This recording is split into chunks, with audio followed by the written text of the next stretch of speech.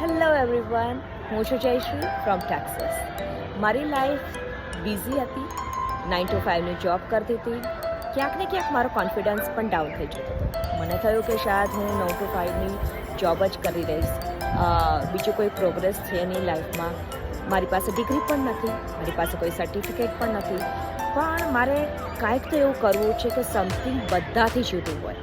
બધાથી મને એવું થાય કે યસ, મેં કાંઈક કર્યું છે. મને પોતાને સેલ્ફ કોન્ફિડન્સ થાય કે મારામાં પોટેન્શિયલ છે, મારામાં આવડત છે, મારામાં ધગસ છે. પણ ક્યાંક ને ક્યાંક એજ્યુકેશન્સના લીધે, લોઅર એજ્યુકેશન્સના લીધે પણ હું ડાઉન થઈ જતી હતી. પણ જ્યારે મેં આ સોશિયલ મીડિયાના પ્લેટફોર્મ પર એક વિડીયો જોયો કે જેમાં એક બેન પોતાની દીકરીની સાથે રહીને ઘરે બેસીને ઓનલાઈન બિઝનેસ કરી રહ્યા હતા, ત્યારે મને થયું કે આમાં એવું તો શું છે કે બધા સક્સેસફુલી થઈ રહ્યા છે. અને ઓફકોર્સ એમના જે 2 સ્ટેપ્સ હતા એ પણ મેં લીધા. ફ્રી વેબિનાર જોયો અને એમાંથી મને જાણવા મળ્યું કે ઓ માય ગોડ, આવું પણ કાંઈક બિઝનેસ હોઈ શકે કે જેમાં ડિગ્રીની જરૂર નથી, તમને તમને કોઈ પણ એક્સપિરિયન્સની પણ જરૂર નથી. So I thought let me just start and look at me. આજે હું ઓનલાઈન ડિજિટલ બિઝનેસની ઓનર અને મેન્ટર છું. હું પણ તમારા જેમ 9 to 5 જોબ કરી છે, 8 વર્ષ કરી છે.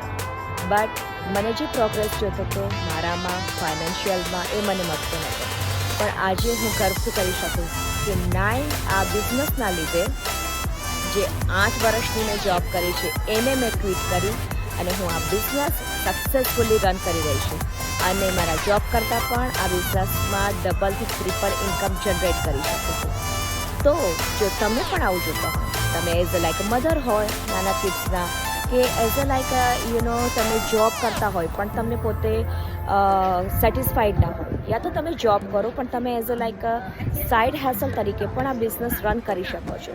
તમે તમારા ટ્રેડિશનલ બિઝનેસ સાથે પણ રન કરી શકો છો. આમાં ફક્ત તમારે 2 to 3 અવર્સની જ જરૂર પડે છે. એ તો તમે બધા જ આપી શકશો, રાઈટ? અને કરવાનું શું છે? જસ્ટ ફોલો ધ વેબસાઇટ અને follow the training page video. Yes, જો તમે પણ મારા જેમ ઘરે બેઠા કે પોતાની જોબ સાથે ઇન્કમ જનરેટ કરવા માંગતા હોય તો તમે મારી વેબસાઇટ પર સાઇન અપ કરો અને પોતાની ID as an entrepreneur business ઓનરની નવી પહેચાન આપો.